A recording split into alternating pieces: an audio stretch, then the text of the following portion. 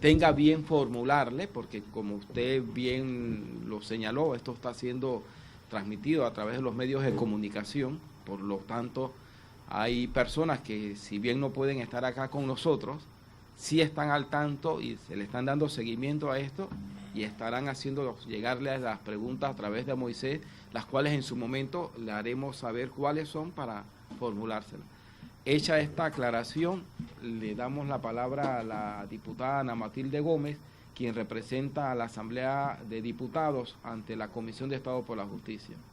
Gracias, señor Procurador. Muy buenos días a todos los miembros de la mesa, al público que nos acompaña, a los que nos ven y nos escuchan por distintos medios de comunicación.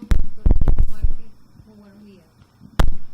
¿Existe algún vínculo, relación familiar o de negocios entre usted y algún miembro del gabinete o alguna relación política, económica o familiar que desconocerse públicamente posterior a que usted tuviera la posibilidad de ser designado, empañara la percepción ciudadana de que usted será independiente o tendrá conflictos de intereses en la administración de justicia?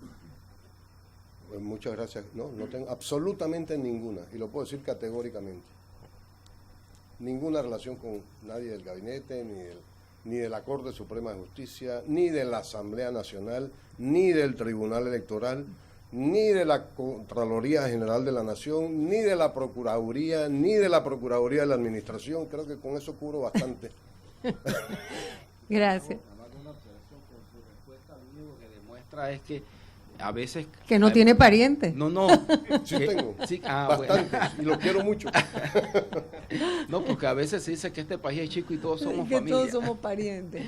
Gracias. Doctor, tomando en consideración que las vacantes que se producen en este momento en la Corte Suprema de Justicia son en la sala civil y en la sala contencioso administrativa, ¿podría usted explicar a los que nos ven, nos escuchan y para que quede pues en el registro de estas entrevistas, cuál es la especialidad que le merece a usted el grado académico de doctor en Derecho y Ciencias Políticas y cuál es la experiencia ejecutoria o trayectoria que usted piensa le permite aportar en la Corte Suprema en cualquiera de estas dos salas o usted aspira a una de las dos en particular? Mire, yo en mis estudios me dediqué fundamentalmente al derecho mercantil o al derecho comercial, si se quiere. Y tengo una especialidad en derecho comercial. El derecho comercial, como todos sabemos, guarda relación con el derecho civil y las causas comerciales se ventilan en la sala primera, que es de lo civil, en la Corte Suprema de Justicia. Y en el ejercicio profesional me he dedicado en buena medida al ejercicio de asuntos inherentes al derecho civil. Pero en materia administrativa, mis primeros trabajos fueron, el primer trabajo fue público en una entidad del Estado, la Autoridad Portuaria Nacional en aquel tiempo, después vino en Autoridad Marítima de Panamá. Yo trabajé allí, trabajé después en la Autoridad del Canal de Panamá, después trabajé en la Dirección General Consular y de Naves, después trabajé en el Tribunal Electoral de Panamá. Todas esas instituciones se rigen precisamente por las disposiciones de naturaleza administrativa. Y lo hice en los niveles legales, precisamente asesoría legal de estas instituciones, y a nivel de la toma de decisiones en el caso del Tribunal Electoral. En todos estos sumados, todas estas experiencias llevan a 15 años aproximadamente de experiencia, y en materia de derecho civil lleva unos 20 o 25 años desde que salí de la universidad. Yo creo que en ambos casos me sentiría bien. No hay abogado que tenga el pleno conocimiento de ninguna de las materias del derecho, y quienes aspiramos a tener algo más de sabiduría en algún momento, tenemos que ser conscientes de que tenemos que estar aprendiendo todo el tiempo, hasta el último día de nuestros días. Ojalá así sea. Gracias. Cualquier persona, pienso yo humildemente, que aspire a llegar a la Corte Suprema de Justicia como la máxima corporación en materia de administración o impartición de justicia, debe tener o dominar una cultura básica general, porque en la Corte se ven de toda clase de negocios y cosas. Y la paz social se conserva en la medida que los tribunales, como un tercero imparcial y objetivo, dirime las causas que hacen conflicto en la sociedad. Y lo que espera el ciudadano para vivir en paz es que haya hombres honestos y mujeres honestas en aquellos puestos donde se debe decidir aquellas cosas que el ciudadano, de lo contrario, lo llevaría a resolverlo a través de la violencia o de tomarse la justicia por sus propias manos. Y allí radica la gran importancia de quienes llegan a la Corte Suprema. Entonces, yo le pregunto, usted de llegar a la Corte Suprema, ¿qué reformas impulsaría, tomando en consideración que es uno de los, como otros de los órganos del Estado, está altamente cuestionado? Se habla de que incluso ya colapsó, de que está en crisis, y a quien maneje medianamente información sabe que definitivamente hay reformas estructurales necesarias y hay conflictos internos que están impidiendo, situaciones internas, no sé cómo las percibe usted y pueda compartir, que están impidiendo que se le dé a cada uno lo que le corresponde. Mire, hace muchos años ya, conscientes como estábamos los panameños de que teníamos un problema grande en ciernes con respecto a la administración de justicia, con la ayuda inclusive de organismos internacionales, se hicieron estudios profundos, intensos, sobre la administración de justicia en Panamá, que desembocaron precisamente en el Pacto de Estado por la Justicia. Allí hay 27, por llamarlo de esta manera, capítulos respecto a medidas que deben introducirse en materia de administración de justicia, desde dineros públicos que deben aportarse hasta reestructuración de la Corte Suprema, del órgano judicial en términos generales, el establecimiento de jueces de paz, que por cierto, y hay que llamar la atención sobre eso, aquí cuando pensamos en la administración de justicia normalmente pensamos en los juzgados municipales para arriba, y se nos olvida que allá abajo hay unos corregimientos a cuya cabeza están los corregidores en materia de administración de justicia, donde el pueblo acude para solucionar sus problemas diarios y de sus comunidades. Y normalmente las personas que allí administran justicia no son las que tienen mayor capacidad. Nosotros sí hemos hecho diagnósticos muy bien llevados a cabo. Las realidades actuales quizás imponen algunas revisiones. Algo de ese trabajo se ha hecho, pero muchísimo está por hacer. Las diferencias que por otro lado existen entre los miembros de la Corte Suprema de Justicia actualmente solamente podrían superarse con entendimientos y avenimientos que solamente se consiguen a través de conversaciones y del establecimiento de principios y códigos, digamos, de conducta que permitan aterrizar lo que deben ser las responsabilidades de quienes aspiran a ser verdaderamente jueces para llevar a la justicia al pedestal donde debemos ponerla. Gracias. La última en esta vuelta, no porque tenga ganas de hacer más, sino porque tenemos aquí una metodología aprobada. Doctor, la sociedad nuestra es una sociedad desigual, como muchas otras de países en vías de desarrollo. Panamá es acusada internacional y localmente por muchos actores de ser una sociedad con crecimiento, pero sin desarrollo, que aun cuando genera riqueza y tiene un crecimiento sostenido desde el punto de vista macroeconómico de varios dígitos por muchos años, siguen las desigualdades. Y los grupos vulnerables eventualmente tienen que acudir a la justicia. Muchas veces lo que uno encuentra es que la norma se queda corta para las realidades sociales que hay que atender.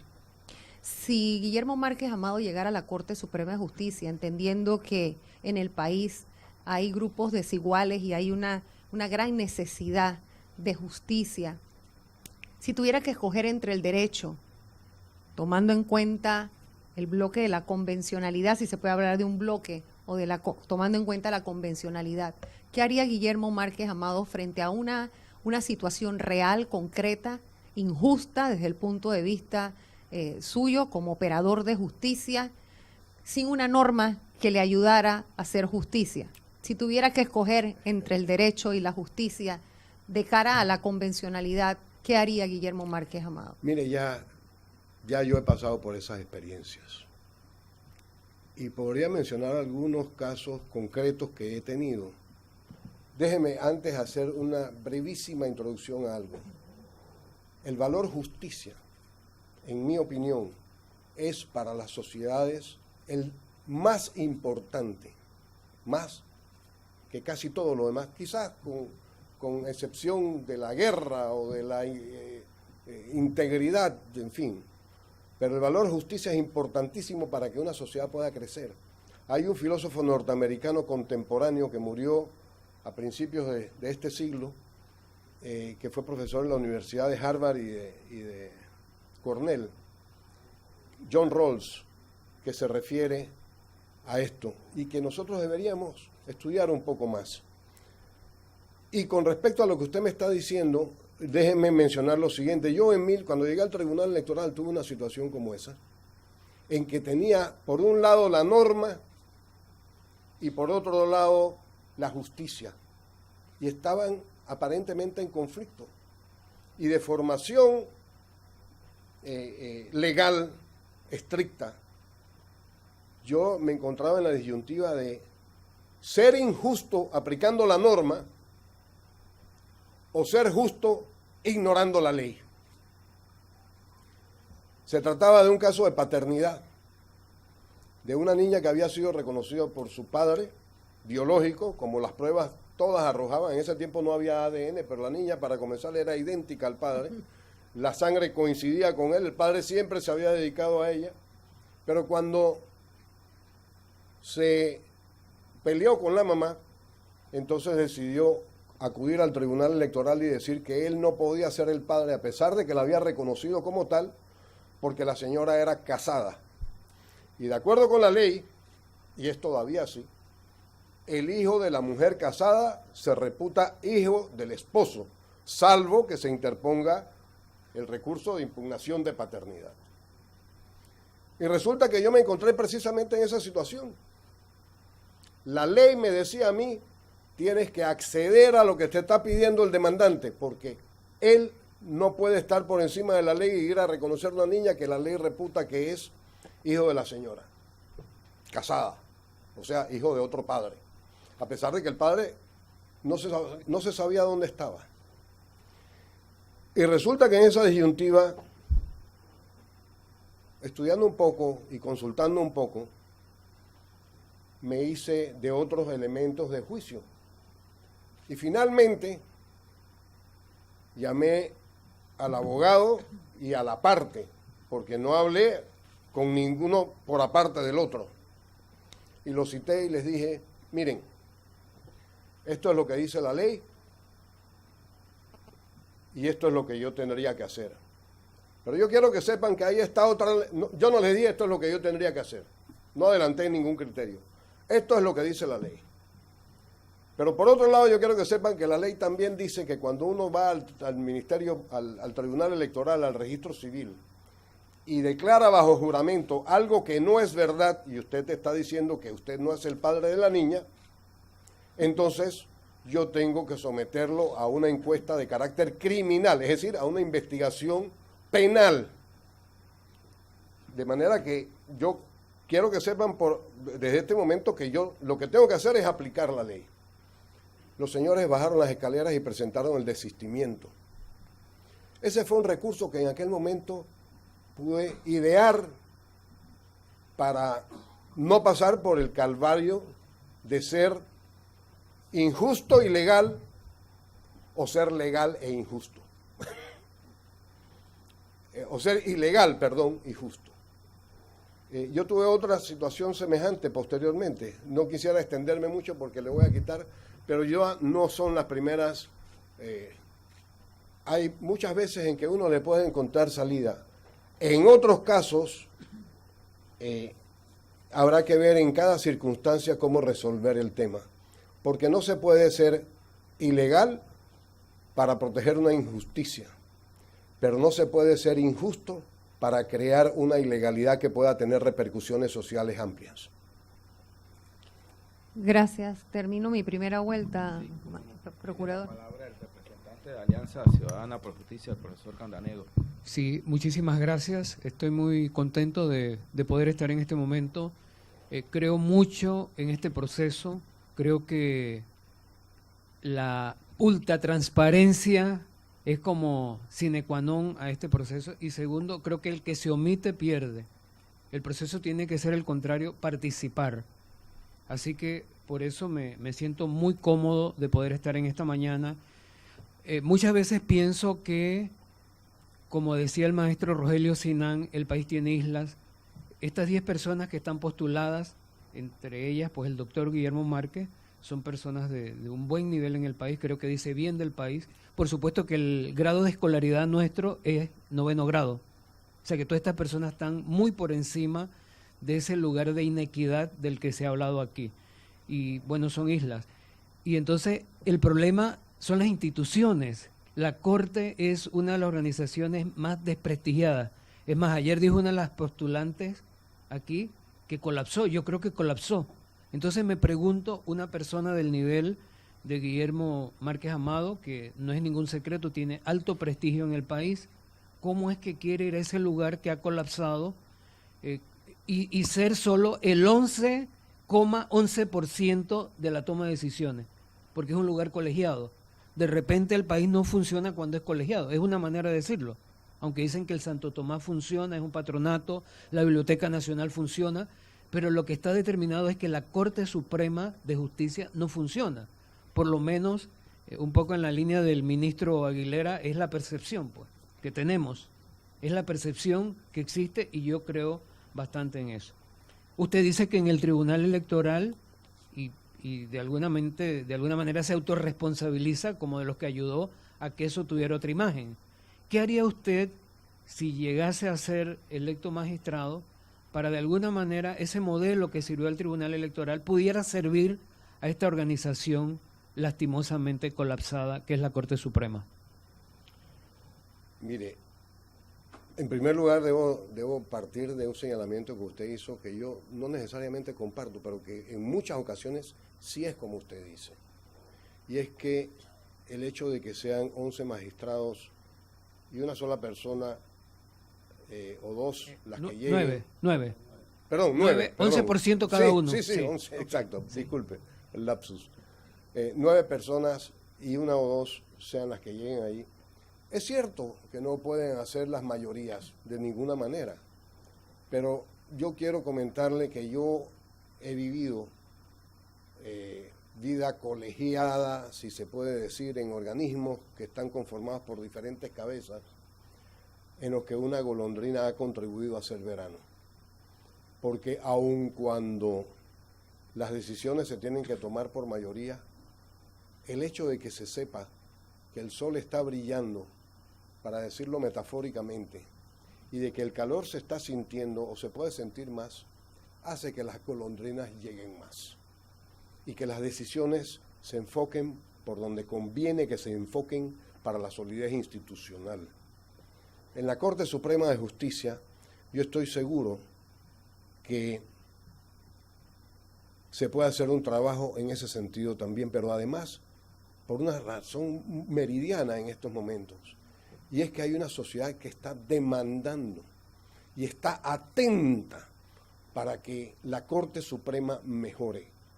Si hubiera algo que pudiera servir de acicate para que esas condiciones cambien un poco, seguramente podríamos tener decisiones mejores. Y si no, no habrá que hacer más que, como en algún momento se ha mencionado, si no se puede remozar para remodelar, habrá que destruir para reconstruir. Ese dicho lo escuché por primera vez en una conversación que tuve con un magistrado de la Corte Suprema y allí vino a flote precisamente y creo que es perfectamente aplicable. ¿Qué cosas se pueden hacer? Yo no conozco las diferencias personales ni el alcance de ellas entre cada uno de los magistrados de la Corte Suprema de Justicia. Pero sí creo que hay cosas buenas que rescatar en todos ellos y que probablemente puedan servir para mejorar nuestra administración de justicia. Y en todo caso, ya sabemos que con el tiempo se pueden ir corrigiendo las cosas. Pero además está el tema que mencioné ya hace un momento, que es el compromiso ya suscrito de la reforma de la justicia con arreglo al Pacto de Estado por la Justicia. Ahí hay que conversar entre los tres órganos del Estado, porque como bien dice la Constitución, y vi que ha sido materia de tratamiento en este foro, el Estado está conformado por los órganos, por los tres órganos que laboran independiente y separadamente, pero en armónica colaboración. Y el tema justicia es uno que demanda a gritos armónica colaboración. Bueno, muchísimas gracias. Quiero preguntarle sobre el tema de la ley, la Constitución. Siempre juramos ante la Constitución, ante la ley, nos comprometemos ante ellas y a veces no la cumplimos. Sin embargo, hay una base, hay toda una tradición de leyes desiguales, de leyes llenas de inequidad, y lo podemos ver con la siguiente metáfora. Los ladrones de gallinas están en la joya, personas que no estudiaron. Y yo digo, para el latrocinio sí se estudia. Hay personas que tienen maestría, las mejores maestrías en universidades norteamericanas, en buenas, porque las hay malas también, que tienen estudios de gerencia, grandes estudios de gerencia, y esos son los que se llevan toda la plata nuestra, el latrocinio, y esos no los puedes agarrar. Incluso hay hasta luna por cárcel y paraíso por cárcel para esas personas. Entonces la ley ya de por sí es injusta. Hay una ley que es muy dura lex, que es la ley para el ladrón de gallina. Sin embargo, para el latrocida, y perdone la palabra que acabo de crearla, para el latrocida no hay quien lo agarre, se escabulle. Cómo desde un puesto, una de las 9 vacantes de la Corte Suprema, uno puede tratar de enderezar eso y no seguir con un país que desde la perspectiva de la administración de justicia ya es desigual, es de una gran inequidad. Salario bien alto, los mismos magistrados dicen que ganan bien alto y esos ladrones de gallina ganan bien poquito. Bueno, esa es una realidad que los panameños tenemos. En primer lugar, comencemos por decir que las cárceles están sobrepobladas, que hay un exceso de gente en la cárcel que no debería estar en la cárcel. Y eso está perfectamente identificado en el Pacto de Estado por la Justicia. Aquí es muy fácil que un fiscal mande a la cárcel a cualquier perico de los palotes, sobre todo por cualquier tontería, mientras se agota el sumario. Cuando las convenciones internacionales y las más modernas tendencias son las de que a la cárcel solamente deben ir aquellas personas bajo el principio de la presunción de inocencia, respecto a las cuales haya temores de que puedan continuar haciéndole daño a la sociedad, oculten pruebas o puedan sustraerse a la aplicación de la justicia. Y aquí hay muchas personas que sencillamente son mandadas a la cárcel por esa razón. Superar esto no depende tanto de las leyes como de los seres humanos que administran la justicia, porque son ellos los que están mandando a la gente a la cárcel. En las leyes usted no va a encontrar normas que digan, sino esto mismo, que la presunción de inocencia existe y que las personas, salvo en los casos de algunos delitos, y me estoy metiendo en un área que no es la mía, que es la penal, salvo en los casos de algunos delitos, tienen que ser detenidas y no están sujetas ni siquiera a la posibilidad de establecer una fianza. Pero eso no es lo que dicen las leyes, en términos generales. Lo que dicen las leyes es que las personas pueden estar en libertad.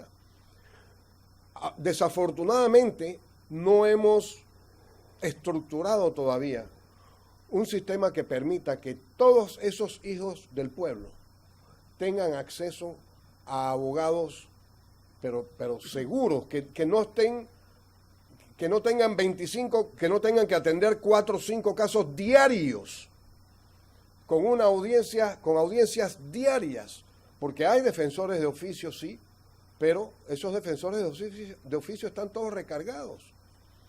De manera que el problema no lo veo yo tanto en las leyes. Por otro lado, como ya había mencionado, existe la grave inconsistencia de que los órganos del Estado, que deben actuar en armónica colaboración para resolver los problemas, sobre todo cuando son nacionales y de la envergadura que tiene el tema carcelario, concretamente, o penal en términos generales, no lo han hecho con la suficiente atención y destinando los recursos necesarios para que se pueda hacer. Es un problema más de gente, lo cual implica que hay que preparar mejor a la gente. Ese fue, le voy a confesar, uno de las tareas que hicimos cuando llegamos al Tribunal Electoral en 1990. Sobre todo, preparar a los funcionarios del Tribunal Electoral. El Tribunal Electoral fue básicamente el mismo de las elecciones de 1989.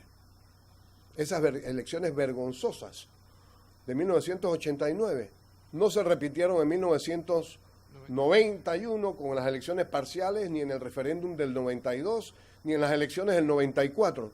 Y era básicamente el mismo personal. El 10% únicamente había sido cambiado.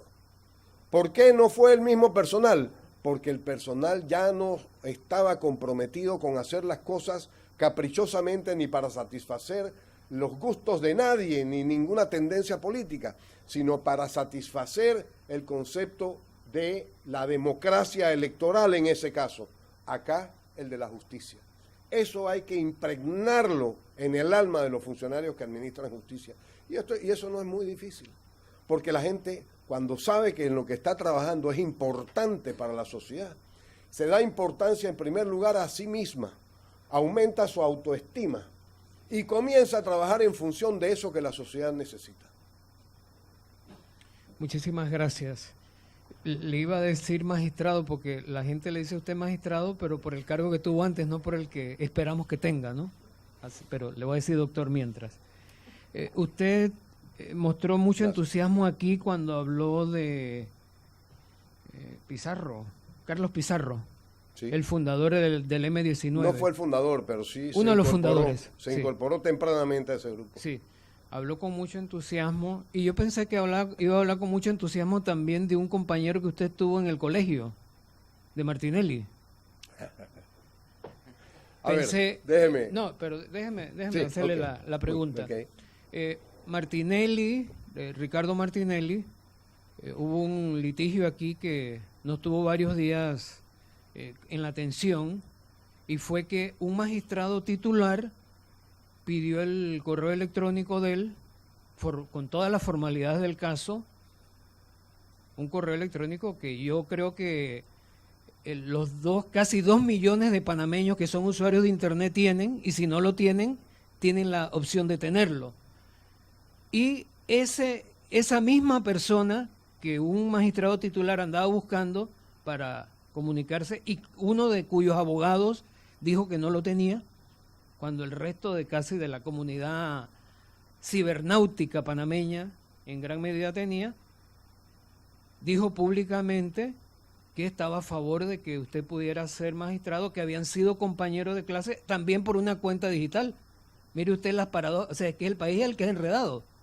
O sea, un magistrado, vamos a ver, un magistrado titular está pidiendo, casi suplicando que le digan cómo comunicarse con este ciudadano, y este ciudadano se dirige a usted como Pedro por su casa a través de las redes sociales, y uno se entera allí que usted fue compañero de él, y ese compañero suyo tiene bastante caso en la silla esa donde usted se quiere sentar.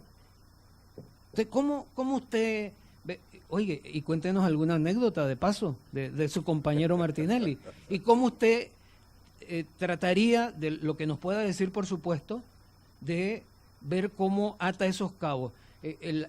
O sea, el país es surrealista. Esa persona no está acusada absolutamente de nada. Hay muchas cosas, se dice que es uno de los grandes latrocinios.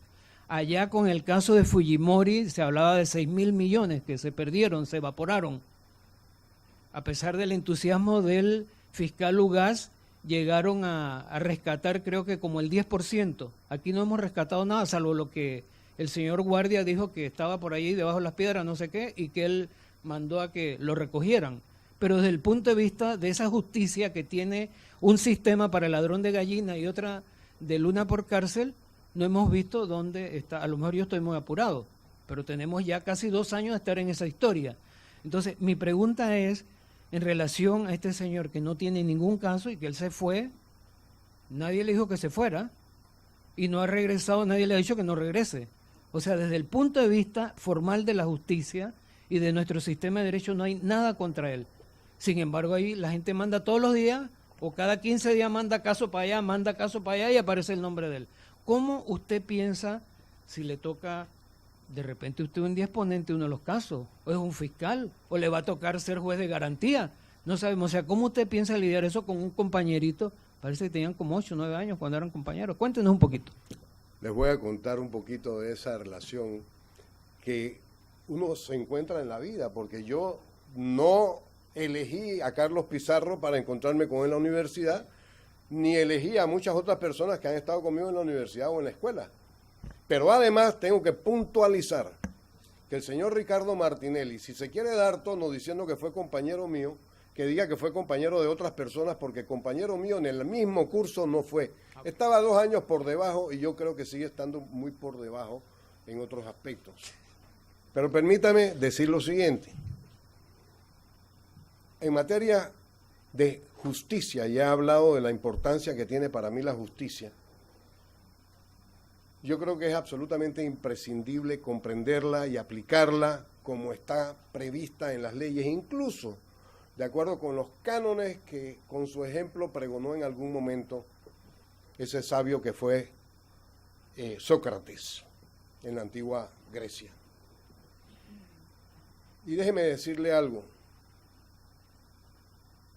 La mentira es algo que yo he procurado desterrar de mi modo de vida.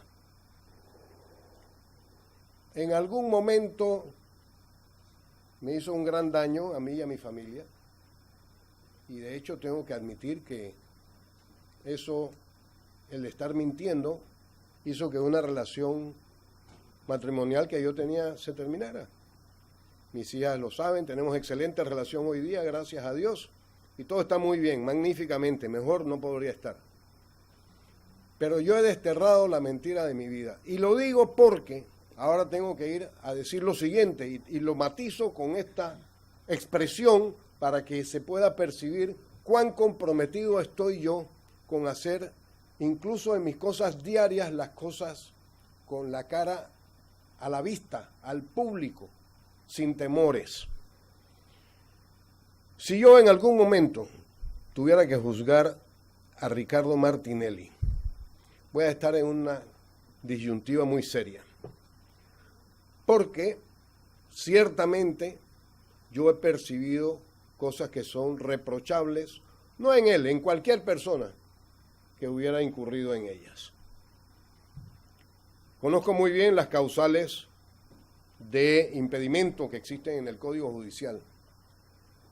De hecho, en algún momento he demandado a algún juez para que se declarara impedido y cuando no lo quiso hacer lo recusé ante la Corte Suprema de Justicia. Todavía es juez de la República, dicho sea de paso.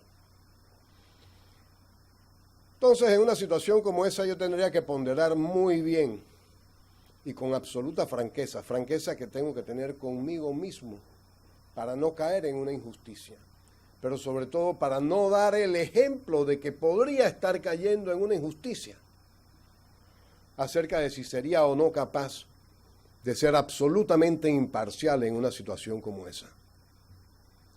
Y en este momento, francamente, no siento que le puedo dar una respuesta careciendo de todos los elementos de convicción que requeriría para decir me declaro impedido o soy capaz de no declararme impedido. Pero no me faltarían arrestos para declararme impedido y si, por otra parte, hay quienes piensan que no debo declararme impedido porque por mis expresiones en algún momento soy el llamado a sancionarlo severamente y creo yo que me debo declarar impedido, también lo hago. No será la primera vez que voy en contra de la corriente en casos y cosas importantes. Gracias, maestra. Perdón, gracias, doctor. Le paso, procurador. No, se mantiene esa allá. Tiene la palabra el representante de la Defensoría del Pueblo. Buenos días, señor magistrado. Felicitamos por estar aquí, ¿no? Valentía. Muchas gracias. A partir del 2 de enero, que usted sea magistrado de la República, Si llegara a serlo. ¿cómo mejoraría la administración de justicia? Mire, a partir del 2 de enero no podría ayudar al mejoramiento de la organización de justicia ese día. Pero tenga por absolutamente cierto que cada fibra de mi ser estaría comprometida en esa misión a partir de esa fecha en adelante. Naturalmente que tendré que compenetrarme primero, instalarme, ver el personal, etcétera. Pero no me va a faltar la energía, Dios mediante, para tratar de mejorar la Corte Suprema de Justicia tanto cuanto pueda. ¿De qué manera? Ya he mencionado aquí que creo que lo primero que hay que hacer es empeñar esfuerzos diligentes, razonables, acudiendo a la buena fe de los que conforman la Corte Suprema de Justicia, que yo estoy seguro que vamos a encontrarla en mayor o menor grado, pero la va a haber, con toda certeza. Y yo he hablado con algunos magistrados de la Corte Suprema de Justicia allá y he podido detectar eso. Y no es que haya hablado porque estoy pretendiendo venir, sino porque como ciudadano tenía y tengo esa inquietud. En segundo lugar, procurando que con la colaboración de los demás órganos del Estado, que deben actuar armónicamente, pongamos la administración de justicia en el sitial que se merece en cuanto a la atención del país. Porque la justicia la tenemos convertida en una ramera a los ojos del pueblo. Y eso no puede ser. Necesitamos tener una justicia edificante, una justicia que sea orgullo para los panameños. Así como fue orgullo para los panameños después del ejercicio electoral de 1994, lo que ocurrió en esas elecciones. Así como es un orgullo para los panameños, en lo cual también contribuí, que la Marina Mercante de Panamá sea la primera del mundo en estos momentos, cosa que no había sido desde 1948 y que pude pronosticar en el momento que me retiraba de la Dirección General Consular y de Naves para acometer las responsabilidades del Tribunal Electoral. Eso es lo que yo creo, que yo no lo creo, yo sé que yo voy a estar comprometido con eso. Bueno, se dice que justicia tardía no es justicia. ¿Cómo haría usted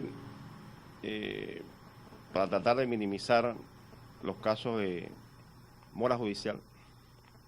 Miren, primero, por decirle algo, la justicia tiene que ser oportuna. Voy a ponerle un ejemplo de mi ejercicio profesional. Yo tengo un compañero que falleció en el año 2006, que antes de fallecer vino a mí y me dijo, yo quiero arreglar mis papeles, tengo cáncer, me voy a morir. Y lo sabía. Y lo ayudé a arreglar todo aquello y todo quedó muy conforme. Promovimos un juicio de sucesión testamentaria. Como le dije, lo había ayudado a arreglar sus papeles y había otorgado testamento. Ese caso, las razones no son del caso considerar, fue a parar al primer Tribunal de Justicia en el año 2011, si no me equivoco. Y allí, después de que en la instancia inferior, es decir, en el juzgado que estaba inmediatamente por debajo, cuando se practicaron pruebas, la parte contraria no fue, a pesar de haber alegado que se trataba de un testamento falso. No adujo ningún testigo, sencillamente lo declaró y se olvidó de aquello porque no había nada que constatara que eso había sido así. El caso quedó engavetado desde el año 2011 hasta el año 2014. Y hubiera seguido engavetado si no hubiera sido porque la parte que yo representaba, aconsejada y entendida que así debía ser, le reconoció algo a la parte que estaba reclamando, con lo cual se hizo otra injusticia. Así es que estoy personalmente compenetrado de esas realidades. Y eso está ocurriendo porque no hay ninguna supervisión.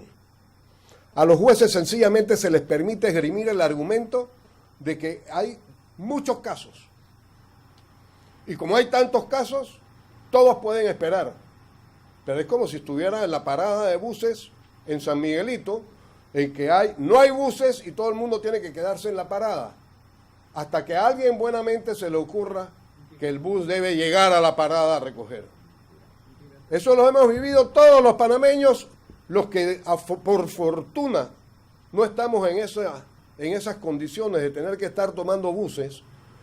Lo sentimos en carne propia también, porque es que es absolutamente injusto que la pobre gente que no tiene esos medios, que no tiene medios para moverse por sí mismas hoy día, tenga que estar al arbitrio de quienes tienen la obligación de hacer el transporte y no lo hacen. Bueno, lo mismo pasa, exactamente lo mismo en la justicia. Estamos en manos de la empresa busera que no se preocupa por suministrar los buses. Hay tres conceptos de derechos humanos: tutela judicial efectiva, debido proceso y presunción de inocencia. ¿Qué nos pudiera decir de eso? A ver. Tutela judicial efectiva. Comencemos con la tutela judicial efectiva, que fíjese, curiosamente yo lo mencioné aquí, el primer país del que tengo noción que eso se estableció fue Colombia.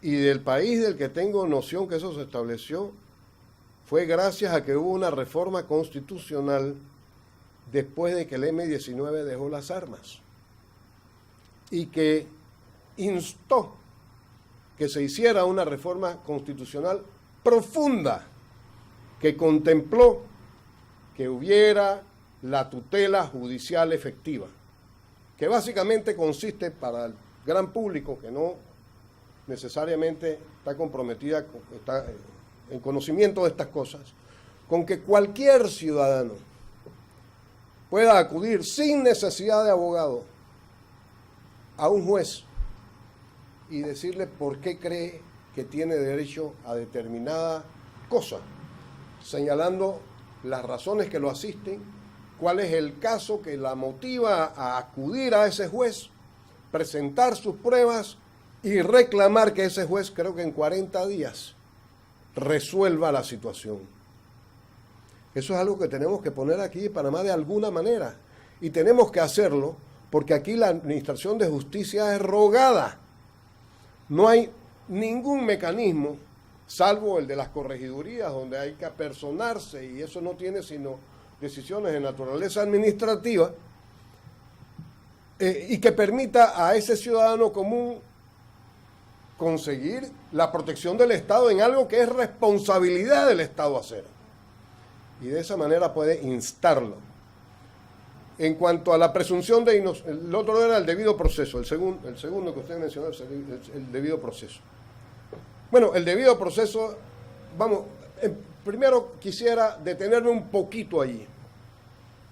Para los formalistas que le dan un valor ritual al debido proceso con frecuencia por encima de la verdad material.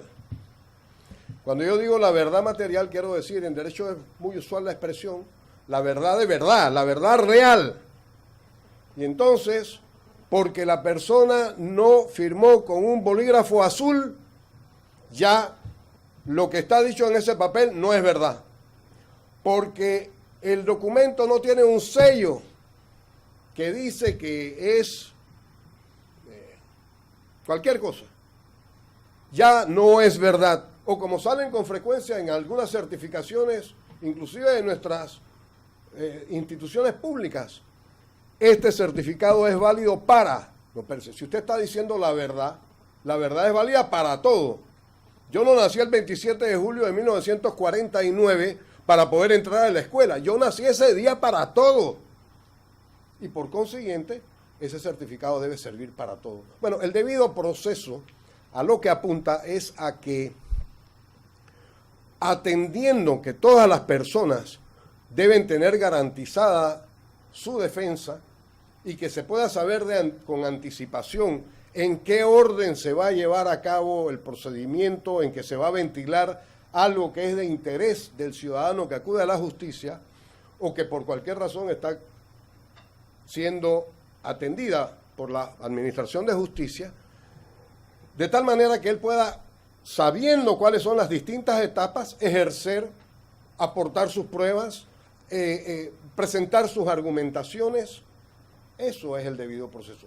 Está diseñado para que haya justicia, no está diseñado para que no la haya. Y con frecuencia encontramos colegas que con el argumento del debido proceso pretenden que se ignore la verdad material, que por otro lado tampoco es que de buenas a primeras va a esgrimirse y va a aceptarse si no se ha hecho de acuerdo con los cánones que deben regir eso. Pero cuando la evidencia es palmaria, debe, en mi opinión, aceptarse. Porque llega uno a estar en la situación aquella que mencionaba hace un rato. La justicia o la injusticia contra la norma, o la ilegalidad contra la justicia. El tercer caso que mencionaba usted era el de la presunción de inocencia. Ese es un principio que, mire, ese principio data del año 1215, cuando se firmó la Carta Magna. Porque cuando el rey... ¿Cómo? Hace 800 años. Este año. Ah, sí, exacto, perdón, exactamente, el 12 de junio, si no me falla la memoria, de 1215. Cuando Juan Sin Tierra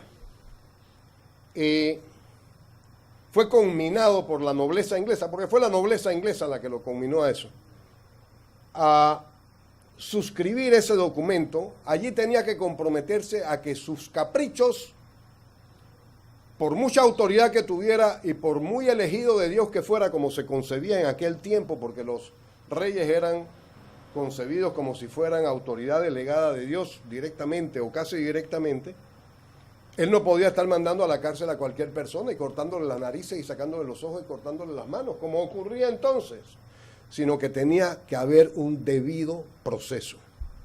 Pero además que ese debido proceso debía ser, en aquel tiempo, por sus pares. Siendo los nobles no querían que los juzgaran los que llamaban plebeyos entonces, porque entonces el rey podía ejercer influencia sobre los plebeyos y no tenía la misma facilidad de ejercerla tan intensamente como sobre los nobles. Entonces se concibió que la justicia debía ejercerse de acuerdo a un debido proceso por pares, es decir, por personas que estuvieran al mismo nivel. Afortunadamente ese concepto está superado en nuestros tiempos en el sentido de que los jueces la administran para todo el mundo y por eso la justicia debe ser igual para todos. Correcto. Y entonces se me quedaba el detallito más importante, se presume que la persona es inocente hasta que ese juzgador, en aquel tiempo par, hoy sencillamente juzgador, encuentre que está comprometido con el acto criminal. Correcto. Le he hecho estas preguntas, pues no sé si los magistrados actuales lo sepan, ¿no? Existe un organismo supranacional, que es la Corte Interamericana de Derechos Humanos, que revisa en su momento, de ser así, por el solicitante, los fallos que dicta la Corte Suprema de Justicia. Los magistrados no dictan sus fallos de forma personales, sino en nombre de la República y por autoridad de la ley. Hacía la observación que el artículo 8 de la Convención Interamericana de Derechos Humanos establece estos principios. Entonces, hay que tener mucho cuidado cuando se administra la justicia, más en el Pleno, ahora que existe el sistema penal acusatorio, que se están viendo situaciones de investigaciones de diputados que al final del camino, si se violentan garantías fundamentales, ¿no? Los procesos pudieran ir a la Corte Interamericana de Derechos Humanos y al final la sanción no vendrían para los 9 magistrados, la sanción económica vendría para el Estado panameño. Este principio de la convencionalidad, Panamá es suscriptora, el único país del mundo que ha suscrito casi todos los convenios, excepto algunos 69 que está pendiente de la OIT. El Estado no ha querido hacerlo. Pero después de la Segunda Guerra Mundial, evidentemente, del Estado legalista hemos pasado a ser el Estado constitucional. Se ha humanizado el tema de la justicia. Por eso hay que tener mucho cuidado, más los magistrados en pleno, y que ven estos temas, no tanto por el capricho de la opinión pública, sino que se debe ver el tema de la legalidad, de la constitucionalidad, para no cometer errores que al final le vaya a costar entonces al Estado panameño dinero. Voy a dejarlo por ahora hasta allí, para luego entonces en la segunda ronda hacerle unas 2 preguntas. Gracias.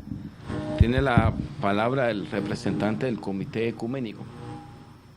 Gracias. Muchas gracias. Por decisión también de la mesa, tengo que hacerle siempre una pregunta que es para todos los aspirantes a magistrados de la Corte Suprema. Y es siempre el espinoso asunto que trata sobre las nuevas tendencias dentro de nuestra sociedad, sobre el matrimonio, sobre el derecho a la vida, sobre las uniones entre personas del mismo sexo. ¿Qué piensa usted, doctor, sobre todo esto? Vamos a ver. Comencemos por el matrimonio. El matrimonio es la célula básica de la sociedad, de cualquier sociedad. La pareja normalmente o con frecuencia tiene relaciones, tiene una familia, y lo conveniente para una sociedad, estoy hablando de conveniencias en este momento, no estoy hablando de valores éticos, sino de conveniencia, es que ese niño pueda crecer con las mayores garantías para su más sano crecimiento. Es decir, que no le falte la comida, que no le falte la salud, que no le falte la atención, que no le falte el amor, que no le falte la educación que va a necesitar en su momento. Y lo normal hasta nuestros días ha sido que por las naturales diferencias, que sí las hay, entre hombres y mujeres, tanto física como psicológicamente, que nos llevan a que tengamos personalidades diferentes, formas de actuar diferentes, comportamientos diferentes, ese niño pueda crecer con la referencia de 2 padres de distinto sexo. Esa ha sido la realidad hasta este momento.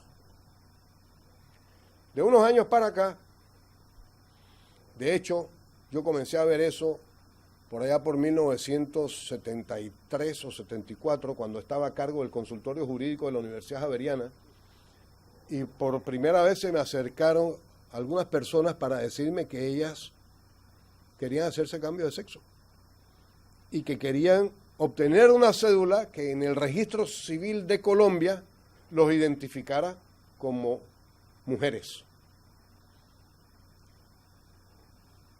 Y tuve que lidiar con eso en aquel momento, sin las implicaciones que hoy que han venido desarrollándose hasta el día de hoy. Entonces, en principio, yo tengo que decir, con respecto al matrimonio, por lo menos a una unión estable, consensual y con vocación de permanencia es lo más deseable para un niño y para esa célula primaria de la sociedad. También es lo más deseable, en principio, por lo menos así me parece, que ese niño pueda crecer con las referencias de padres que son de ambos sexos. Si se puede acreditar, y ahora viene a funcionar mi disciplina legal o de formación legal, que un miembro de esa pareja es realmente femenino, aun cuando hubiera nacido masculino, gracias a los progresos de la ciencia que hoy existen, quizás podría admitirse que una criatura pueda crecer en una condición como esa. No estoy muy seguro de que sea así. Y en este campo del derecho, afortunado o desafortunadamente, las cosas no necesariamente son 2 más 2 son 4, aunque muchas veces sí lo son. Muchas veces sí lo son. Y aquí todavía hay cosas que si los avances científicos y tecnológicos no nos permiten conocer, es delicado entrometerse en ellos. En principio, yo no sé quién le puede preguntar a un niño si él quiere tener 2 padres o 2 madres. Porque aquí lo que estamos hablando es del bienestar del niño y no sabemos cuál va a ser el bienestar del niño. Eso con respecto, esa es la mayor aprensión que yo tengo a los matrimonios del mismo sexo. La verdad es que no tengo ningún reparo, ninguna observación con respecto a que 2 personas maduras, adultas, tengan las preferencias sexuales que quieran y las compartan y decidan vivir juntas. Eso es, yo no le encuentro ningún reparo a eso. A lo mejor ya la modernidad ha influido bastante en mí. A lo que sí le encuentro reparo es al hecho de que el niño vaya a tener que crecer en esas condiciones. Eso sí me inquieta. Me inquieta también que no tratemos de fortalecer la familia. La familia en nuestro medio es quizás uno de los problemas más serios que tenemos. Fijémonos en que en la República de Panamá la inmensa mayoría de los niños, 70-75%, nacen y se crían fuera de hogares estables. Eso es sumamente grave porque el niño crece hasta convertirse en adulto y luego después repite ese patrón de conducta con parámetros de ausencia de limitaciones, de irrespeto a la autoridad, porque no la encuentra. Y eso tenemos de alguna manera que trabajar en mejorarlo. El último de los temas que usted mencionaba, perdóneme que... El derecho a la vida. El derecho a la vida que es fundamental. Yo le voy a confesar algo. Yo he tenido decisiones en mi vida que han sido a favor del derecho a la vida. Y por ello me he inclinado. En mi vida personal, inclusive, he tenido decisiones de ese tipo. Lo digo sin ningún reparo. Yo creo que el aborto es negarle la oportunidad a un ser humano para que pueda venir al mundo, crecer, experimentar las experiencias que nosotros mismos hemos tenido, ver las flores, ver los animales, tener un papá y una mamá, disfrutar de la Navidad y de los regalos. Yo creo que todo niño debe tener esa oportunidad desde el momento en que es concebido.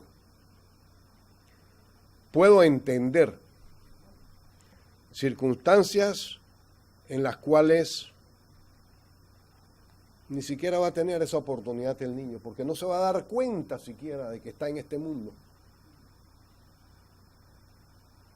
Pero aún así, tengo muchas aprensiones de carácter ético en cuanto a afirmar que sería lícito el aborto. Francamente, las tengo. Todavía no tengo un criterio absolutamente formado, tengo que admitirlo. Pero por ahí más o menos está mi percepción de ese tema. No hay que negar, por otro lado, que si en otros tiempos el aborto hubiera proliferado tan ampliamente como en nuestros tiempos ocurre, la humanidad se había privado de tener personas que han contribuido grandemente a su perfeccionamiento. Gracias. Estamos también hablando de mejorar, de reformar, de remozar la justicia. Y usted nos ha explicado aquí que se plantea la necesidad de preparar a la gente, de preparar a los funcionarios. ¿dónde cree usted que debemos buscar y apoyar hoy esa preparación, tomando en cuenta que también debe tener un fundamento en la dignidad personal de cada uno de nosotros? Mire, esa preparación debe estar dirigida, en primer lugar, creo que lo mencioné o lo comencé a mencionar, en la autoestima de las personas. Y en la autoestima de las personas, al hablar uno de la autoestima, necesariamente está refiriéndose a la dignidad de las personas. Porque a mayor autoestima, hay un reconocimiento de más dignidad en esa persona. Y por ahí deben comenzar las cosas. De tal manera que sea la persona la que ella, por convencimiento personal, porque las neuronas así se lo indican a ella y no porque le viene de afuera, si bien la información le puede haber venido de afuera y las orientaciones le pueden haber venido de afuera, se comprometa con hacer lo que la sociedad humana requiere que se haga para poder mejorar y para poder avanzar y progresar como seres humanos y en materia de felicidad y de bienestar. Es allí donde yo concentro la atención. Eso no puede ser forzado. Eso no tiene ningún sentido de decir, ahora vas a tener que hacerlo así, porque es más, la verdad es que pienso inclusive que si se hiciera una cosa de esa manera, estaría llamada al fracaso, porque lo que vas a encontrar es una gran resistencia y probablemente hasta una gran negatividad en cuanto a que la persona se vaya a decidir hacer precisamente lo que se le ha pedido que haga casi que forzosamente. Gracias, doctor. Tiene la palabra el representante de la Procuraduría General de la Nación. Doctor Márquez, muchas gracias por su participación, su intervención. Pues, como representante del Ministerio Público, usted ha señalado con bastante claridad su trayectoria. Como usted sabe, el Ministerio Público también tiene un papel constitucional. Muchas veces se refiere únicamente al tema de la persecución del delito, pero tiene que ver sobre todo con la representación de la sociedad, que es mucho de las reflexiones a las que usted ha hecho referencia. Sin entrar quizá en detalles técnicos, ¿usted podría decirnos en una palabra cuál considera usted que es el mayor reto de la Administración de Justicia hoy? Es la justicia. No se hace justicia. Ese es el mayor reto. Se percibe como que no hay justicia en la entidad que precisamente debe promover que haya justicia. Y entonces eso lleva a las medidas y a las reacciones que surgen de parte de la ciudadanía en cuanto a buscar mecanismos alternos, unos formales, pero otros no. Y cuando no son formales, como lo puede ser la venganza, como lo puede ser si a mí el Estado me roba porque no es justo al cobrarme tal impuesto por adelantado, entonces yo le quito por detrás y no se va a dar cuenta. Y de esa manera vamos distorsionando las condiciones éticas en que debemos vivir. Y la vamos distorsionando porque no hay justicia. Y entonces cada quien busca, al margen de la justicia y al margen de valores éticos, hacerse justicia por su propia mano y a su propio estilo. Muchas gracias. Doctor Márquez,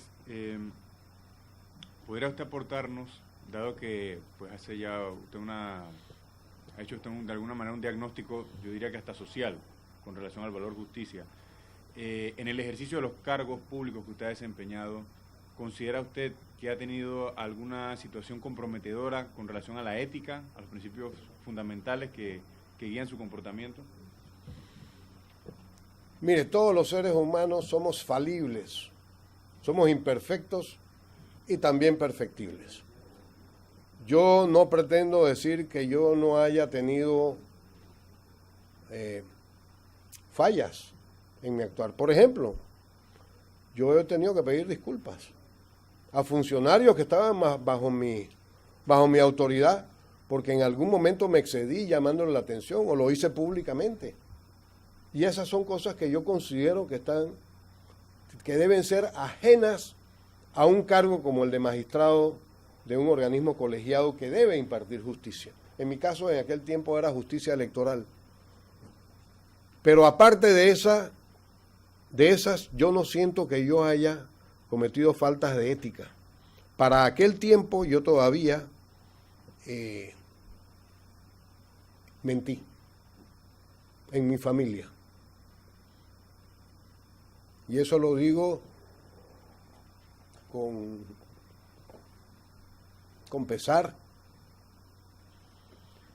pero con reconocimiento, porque si no hay reconocimiento no hay forma de superarlo. Para poder levantarse hay que estar consciente de que se ha estado caído.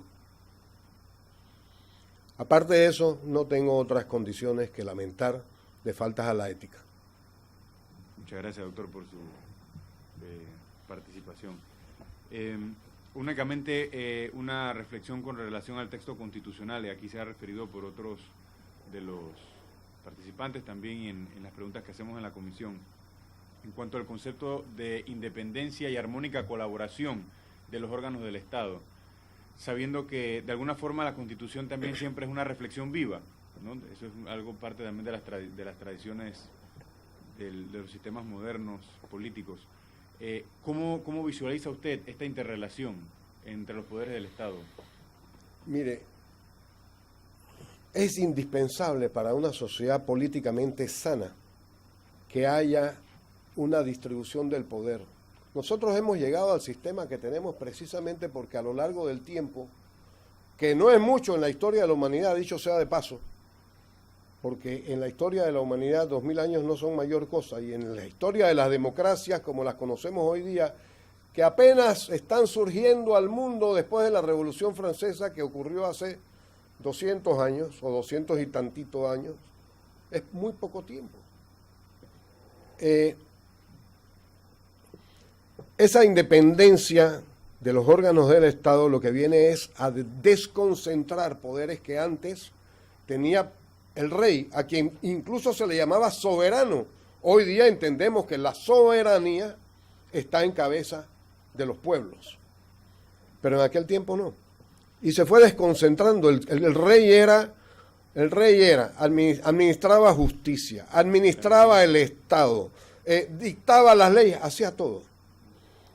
Hoy eso le está vedado, pero es que hoy todavía estamos en evolución. No creamos que los órganos del Estado son 3 y se van a quedar siendo 3 toda la vida. Aquí no hay que descartar que pueda haber otros órganos del Estado más adelante, como un órgano de administración económica del Estado, por ejemplo, o del control del Estado. Hay quienes sostienen, en otros países así se ha establecido ya, que el organismo electoral es un órgano del Estado, o que la Contraloría General de la República es un órgano moral del Estado, y así está concebido cuando, aunque el ejemplo hoy día sea malo, Chávez hizo que eso estuviera introducido en la Constitución venezolana, que él se empeña en llamar bolivariana y que hoy día no tiene mucho de bolivariano. Esa es la razón de que haya esa división de los órganos del Estado. Y deben hacerlo en armónica colaboración porque el Estado está llamado a proveerle bienestar y felicidad a su pueblo, a sus nacionales. Ese es todo el secreto de la existencia del Estado. El Estado se hizo como hay quienes lo interpretan de esa manera. Los tratadistas, que a ustedes no se los voy a revelar porque yo estoy todos que ustedes ya lo saben, pero sí es menester recordar sus nombres como Hobbes, como Locke, como Rousseau, como Immanuel Kant, más recientemente. El Estado no es un invento para que haya una autoridad que haga lo que le da la gana. No, el Estado es un acuerdo de pueblos, del pueblo de una sociedad, para administrarse mejor y hacer posible con mayor facilidad alcanzar la felicidad. Si eso se comprendiera bien por los gobernantes, y por los distintos órganos del Estado, y por eso es que se utiliza cada vez con mayor insistencia el término bien común. Si ese concepto lo entendieran mejor los diputados en la Asamblea, los magistrados en los tribunales, los funcionarios en el órgano ejecutivo y todo el engranaje del Estado y la misma población, probablemente estaría bastante mejor servida la población panameña en cuanto a bienestar, porque esos egoísmos que a veces llevan a tomar decisiones para beneficio propio habrían tenido que ceder paso al beneficio común. Muchas gracias. Ya.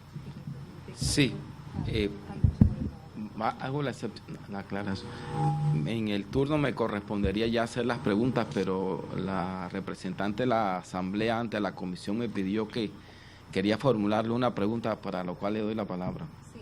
Gracias, procurador, y a los comisionados. Es que guarda relación con una de las respuestas que usted me dio, pero quise esperar la ronda completa para tratar de entender, ya que usted se refiere tanto a la evolución, su propia evolución profesional y un poco más de su estructura de pensamiento, para lograr comprender la respuesta que me había dado, y a razón de lo cual voy a hacerle esta pregunta. Usted se refirió a que la paternidad se presume de mujer casada. Evidentemente, en desconocimiento. Dije que eso dice la ley. Bueno, mediante Ley 39 del año 2003, se hizo una reforma al artículo 269 del Código de la Familia que permite precisamente que la mujer casada pueda reconocer su hijo aunque sea de otro padre, no el del matrimonio.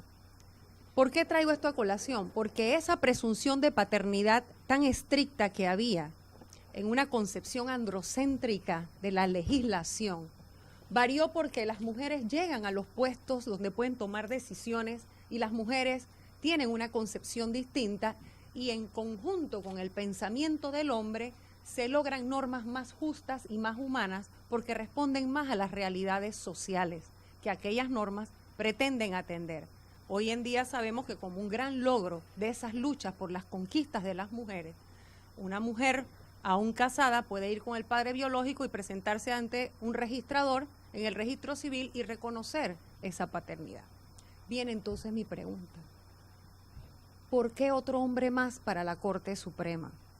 ¿Por qué Guillermo Márquez quiere llegar a la Corte en un foro o en un espacio donde solo hay 9 hombres decidiendo sobre la justicia en el país? La más alta corporación de justicia, bueno, pero está en este momento, es suplente. Está bien, valga, está tomando decisiones, pero lamentablemente no es la titular, ¿sí? Las mujeres aspiramos a tener un espacio de reconocimiento y de participación también en la más alta corporación de justicia, porque esta sociedad está compuesta de hombres y mujeres. Esta sociedad tiene un 50% de mujeres en su composición, y en la población del mundo de 7.000 millones de seres humanos que somos, el 50% somos mujeres. ¿Para qué otro hombre más en la Corte? La pregunta. En primer lugar, tengo que referirme a su acotación con respecto a la ley que permitió a la mujer hacer eso. Recuerde que yo mencioné que esto lo hice cuando estaba en el Tribunal Electoral. Yo estuve en el Tribunal Electoral hasta 1996. Esto me ocurrió a principios inclusive de mi permanencia allí, cuando todavía no había ninguna norma que permitiera cosas semejantes. En segundo lugar, yo no he venido a competir contra las mujeres ni contra los hombres. Yo vine a proponer mi nombre para ser magistrado de la Corte Suprema de Justicia, convencido de que puedo servirle a mi país y de que puedo servirle con fundamento en estas cosas que he expresado y que ustedes podrán calificar luego de mi presentación y de la documentación que aporte, y que otras personas también van a estar estudiando. Yo no entré a competir con nadie y no estoy en competencia. Como dije en algún momento, si mis servicios pueden serles útil a mi patria, allí están. Si consideran que no, yo tengo a qué dedicarme, afortunadamente. Y no aspiro, porque ese no ha sido el norte de mi vida, llenarme de cosas materiales. Yo soy bastante feliz con cosas, con otras cosas, intelectuales, con cosas, con música, con el amor de mi familia, con otras cosas. A la paz, a la patria, lo que estoy haciendo es ofreciéndole mis servicios, y lo digo con toda humildad, pero pensando que sí le puedo ser útil. Como me dijo una de estas personas que consulté, profesor, me dijo, a la patria no le regateas el servicio.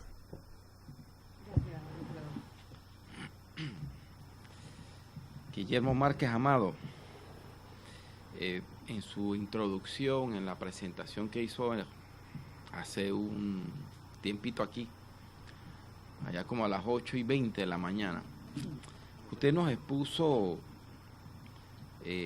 su trayectoria, ¿no? Lo que ha representado ocupar diversos cargos en la administración del Estado. Y en una de esas, desde luego, donde rindió un servicio al país en el retorno a la democracia, que fue fortalecer el Tribunal Electoral. Y uno tiene que pensar que durante el tiempo que fue magistrado de la Corte, pudo haber recibido, fíjese, lo subrayo, ¿no? Pudo haber recibido, no que haya tenido que hacer así, pudo haber recibido algún tipo de presión desde el poder. La pregunta que yo le formulo, de haberla vivido, ¿cómo afrontó Guillermo Márquez Amado como magistrado del Tribunal Electoral ese tipo de presión, tomando en cuenta que de llegar a la Corte Suprema de Justicia también tendría que afrontarlas? Mire, le voy a hablar con absoluta franqueza, con total transparencia. Sí recibí ese tipo de presiones. En una ocasión, recuerdo muy bien, por allá por 1992 o 91 posiblemente, en el Tribunal Electoral había que designar un secretario o secretaria general del tribunal, y el presidente tenía su propia candidata para el cargo. Era de un partido político. Yo no tenía absolutamente ninguna objeción con que ella desempeñara el cargo, y consideraba que era idónea para el cargo. De hecho, de los 3 magistrados, el único que la había tratado era yo, porque había sido profesor de ella en la universidad.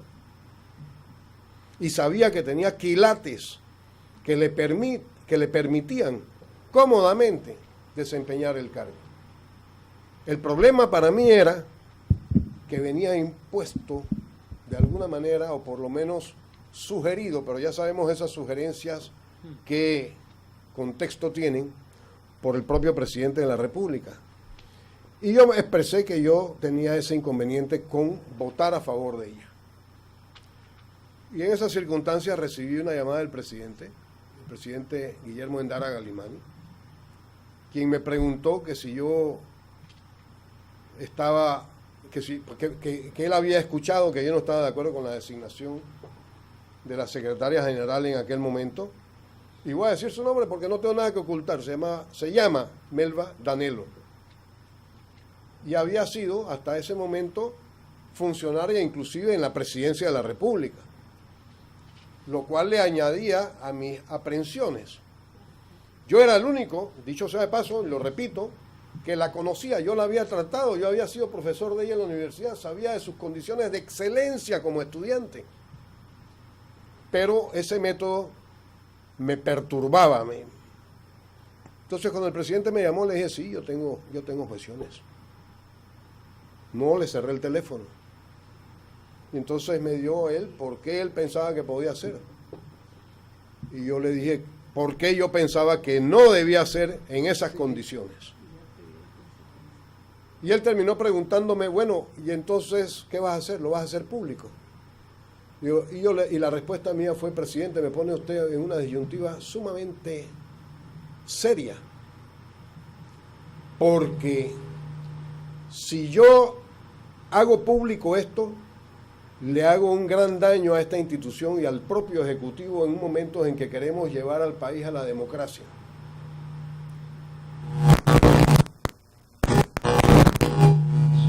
Pero si yo lo callo y después resulta que hay otras injerencias de parte del órgano ejecutivo, o que el desenvolvimiento de la secretaria general resulta inconveniente para los propósitos que a todos nos animan de restituirle la democracia a la nación, entonces todo el mundo me va a decir a mí, ¿por qué no lo dijiste antes? Usted la verdad es que me pone una gran disyuntiva, presidente. Yo francamente no le puedo dar una respuesta definitiva en este momento. Tengo que decir con satisfacción, aclaro, y lo he pensado muchas veces, que esa respuesta yo pienso que caló en el presidente, porque no hubo ninguna otra injerencia de parte del Ejecutivo para que yo hiciera una cosa de X o Y manera. La secretaria general, por su parte, tuvo un desempeño excepcionalmente bueno. Nada he tenido que reclamarle, salvo algún secretito que todavía me guardo por algo que ella misma me confesó que había ocurrido y que no estuvo bien hecho y que mis colegas saben que no estuvo bien hecho. Pero esa fue mi respuesta y esa experiencia ya la viví.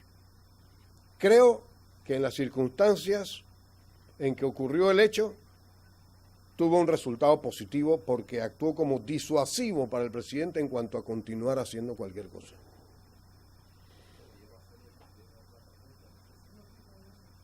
¿No se está escuchando? Ahora sí. Guillermo Márquez Amado es magistrado de la Corte y si lo vuelve a llamar el presidente. Si me vuelve a llamar el presidente, hay que ver en qué contexto lo hace. He dicho que los órganos del Estado son independientes y deben actuar separadamente, pero también he dicho que en armónica colaboración, porque el precepto constitucional eso es precisamente lo que expresa.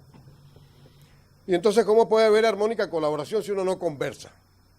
Ahora, yo tengo toda la disposición de conversar con todo el mundo de muchos temas. Si lo que se quiere es que yo actúe en función de lo que se me dice, esa persona está bastante perdida en cuanto a saber quién es Guillermo Márquez Amado, porque yo actúo por convicciones, por lo que me ordene la ley, por lo que me digan los principios, pero no por órdenes de nadie. No me pasó ni siquiera durante la dictadura.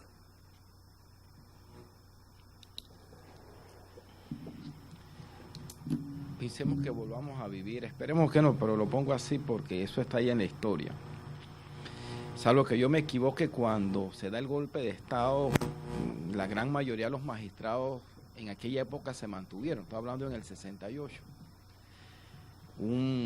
Que después fue profesor de la universidad, creo, demandó el estatuto del gobierno provisional y la Corte en 1969 declara constitucional ese estatuto. Algo parecido ocurrió cuando el Estatuto de Retorno Inmediato del Orden Constitucional, lo digo por los contextos en los que siempre la Corte Suprema de Justicia como el máximo tribunal, ya no en materia de derechos humanos, ya lo tenemos claro que ya no es el máximo tribunal en materia de derechos humanos, pero sí en las decisiones que inciden en temas de Estado. Y cuando yo luego escuchaba, usted nos planteó una perspectiva que en mi opinión debe ser así. Un magistrado de la Corte debe tener una perspectiva histórica de lo que ha sido nuestro país para saber qué país o sobre qué país va a administrar justicia, pero también una visión de Estado. Entonces, yo siempre me pregunto el papel que juegan estos altos tribunales de justicia en casos extremos, en casos como ese, entre la disyuntiva de tener que enfrentarse al poder frente a la decisión que va a tomar.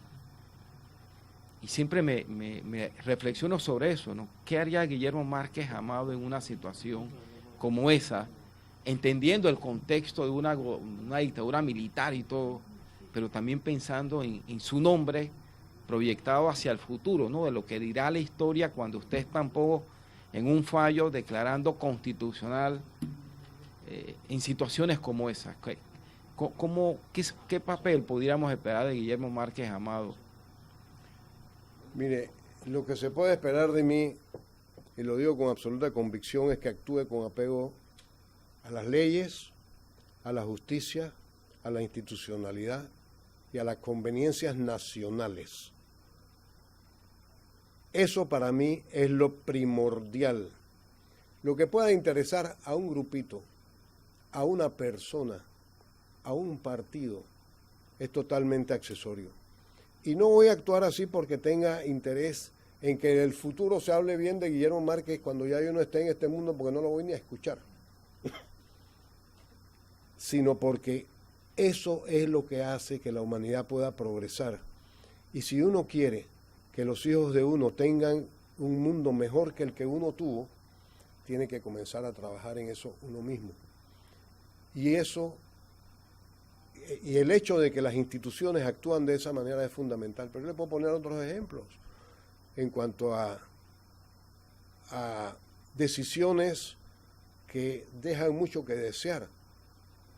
Después de la anulación de las elecciones de 1989, la Corte Suprema de Justicia dijo que eso era perfectamente constitucional.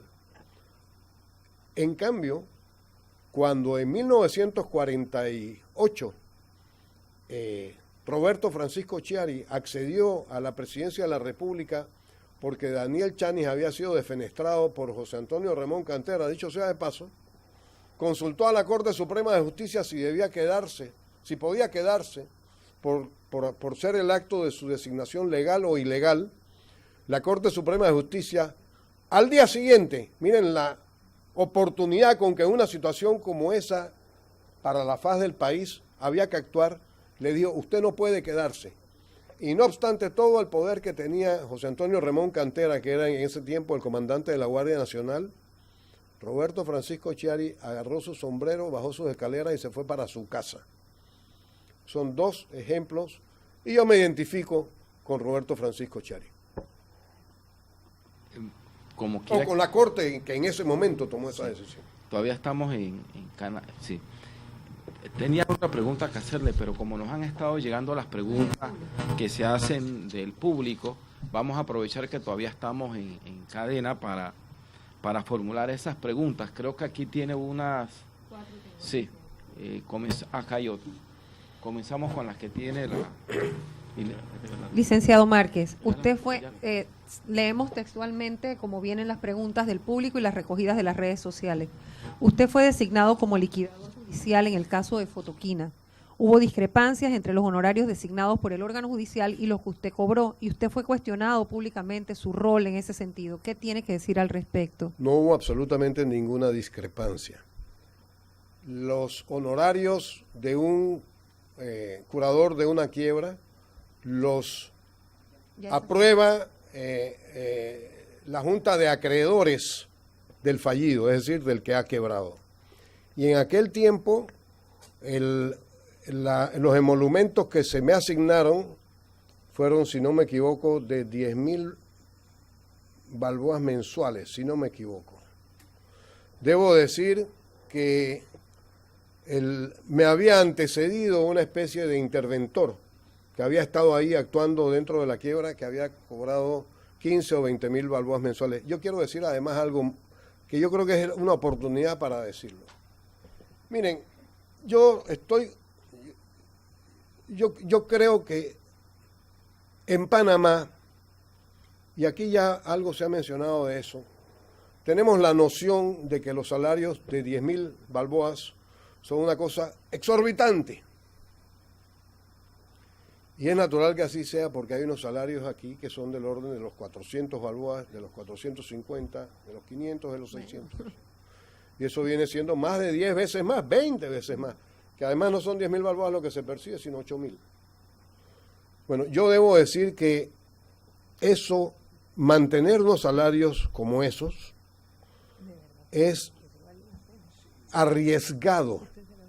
No es lo más sano. Yo no soy el que debe decir cuánto debe ser un salario. Pero lo cierto es que usted no puede tener ventilando, y eso va para los jueces también, y para los funcionarios públicos en términos generales. Usted no puede tener a funcionarios bancarios, a funcionarios de empresas importantes, devengando salarios de 30, 35 o 40.000 dólares mensuales y teniendo un magistrado que solamente devenga una suma como esa. En mi caso, yo estoy dispuesto a aceptarlo por esta íntima convicción que tengo de tratar o de querer servir a mi país. Y de que no tengo, como en otros casos, unos niveles de gasto altos o muy altos, porque para mí la ostentación o eso no ha sido mi modus vivendi. Pero allí yo creo que sería sano hacer una revisión por alguien que fuera verdaderamente competente para hacer esas evaluaciones, porque los salarios deben corresponder a remuneraciones que compensen con equidad y con justicia el trabajo que esas personas desempeñan. Al mismo tiempo, eso tiene que ser también para toda la ciudadanía. Y la ciudadanía tiene que compenetrarse también con estas realidades y no pensar que porque alguien gana mucho más que ella, ya está mal por ese solo hecho. Gracias. ¿Qué opina de la parte social de la vida de los magistrados? Que del tiempo que se dedican a viajes, a recepciones, a actividades en el mundo protocolar y diplomático. ¿Qué opinión le merece a usted todo esto? Mire, yo voy a confesar otra cosa. Voy a compartir, más bien, no tengo que confesar, no fue algo que había que confesar.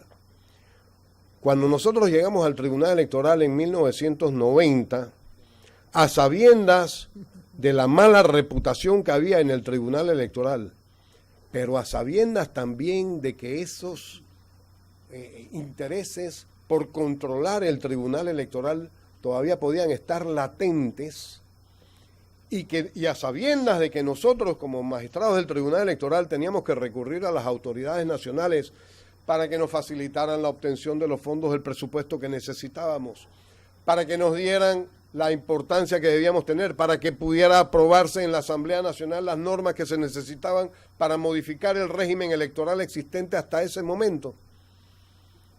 ¿Qué hicimos? Porque no teníamos músculo.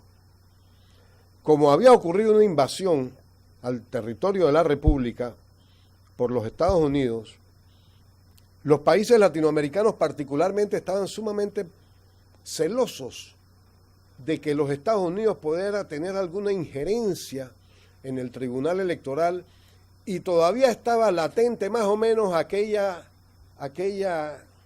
tesis que se había esgrimido durante el gobierno de Noriega, en el sentido de que lo que los panameños queríamos, rebelándonos contra su gobierno, era que el tratado no fuera nunca aplicado, que se denunciara y que no tuviera vigencia.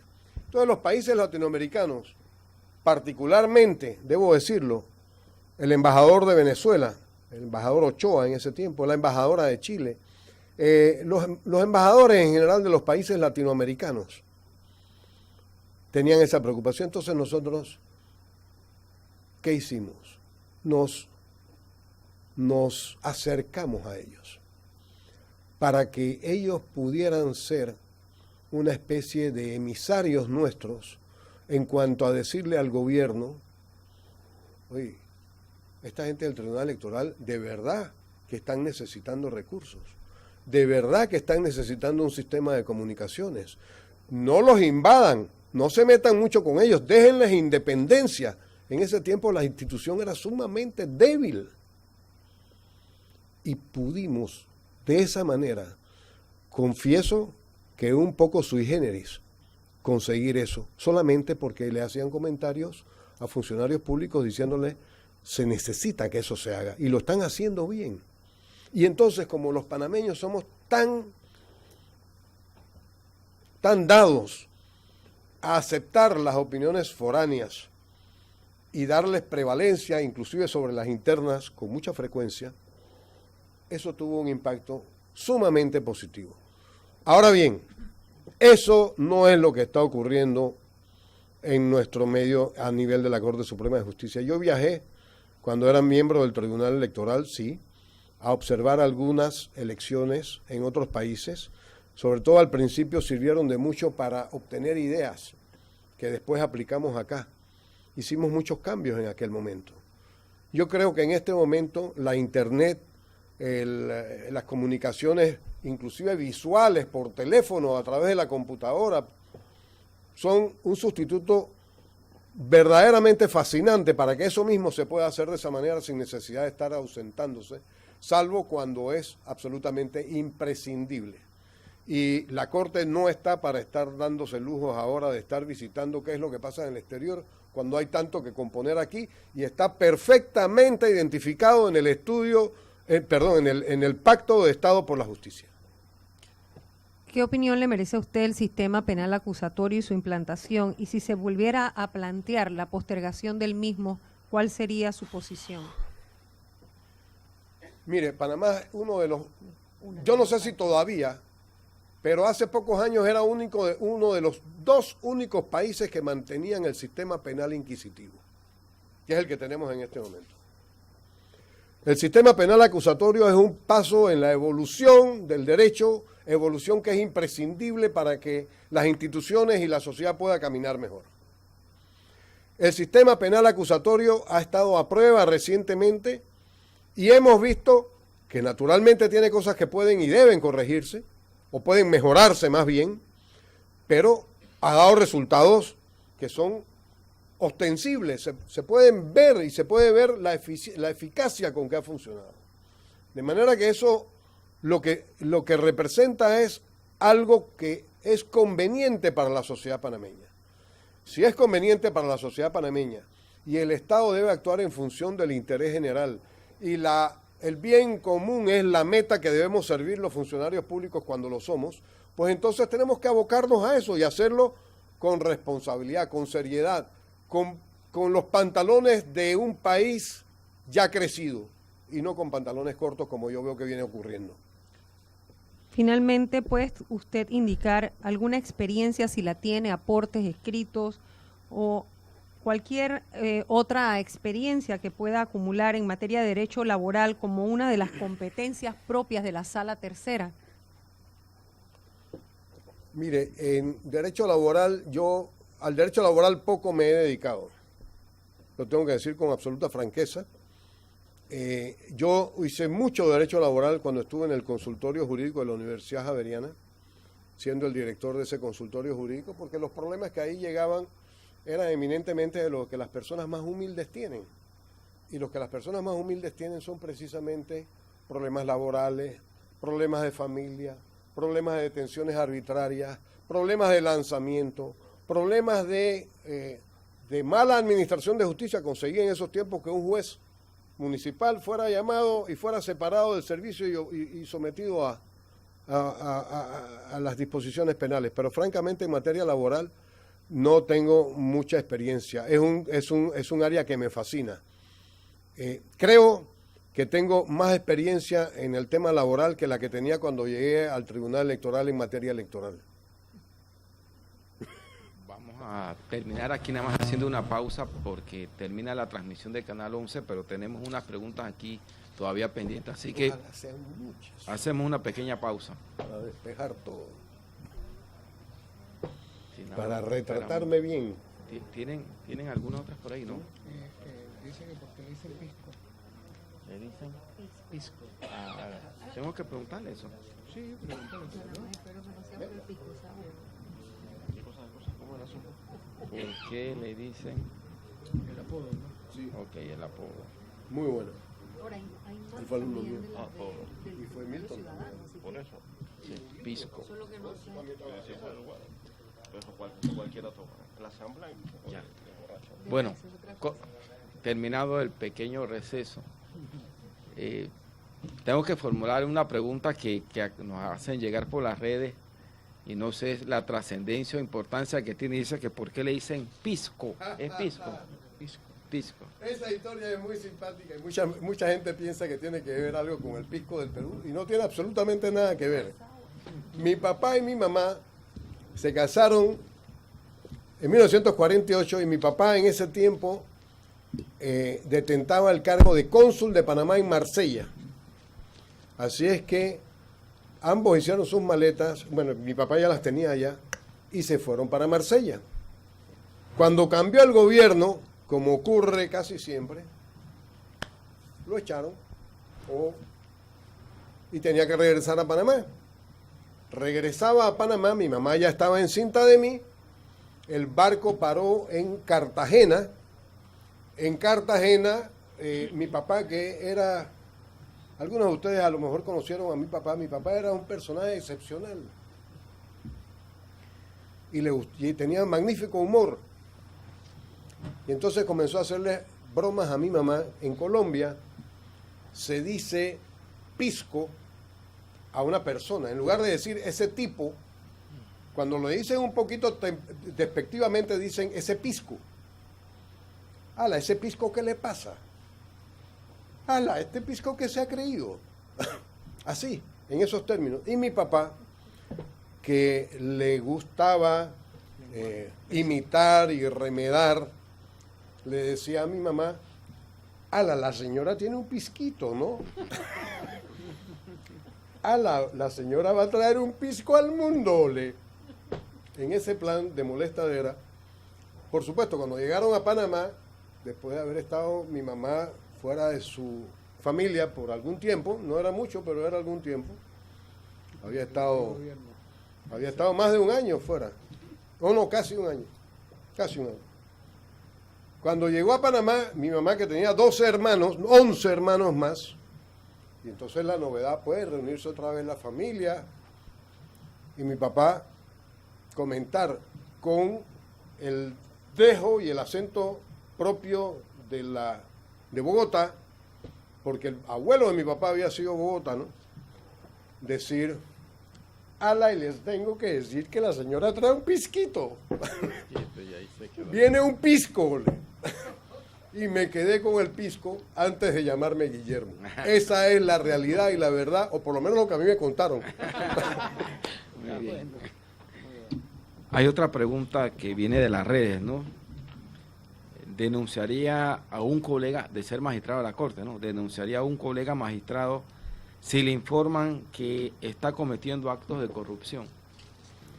Mire, no basta el informe, debo decir eso, porque las habladurías y las maledicencias abundan en todas partes. Pero si existieran una afirmación como esa y tuviera evidencias de que efectivamente eso está ocurriendo, si lo que yo quiero es que mejore la administración de justicia, ¿cómo voy a permitir o cómo voy a estar conforme con que la manzana podrida permanezca con sus gusanos allí? No puedo. No es algo que va a depender de mí, va a depender de mis valores, y mis valores yo sé que no me lo van a permitir. Otra pregunta, ¿qué opinas sobre la creación de tribunales administrativos como parte del órgano judicial? Mire, eso ya se ha contemplado, ¿eh? Y eso es una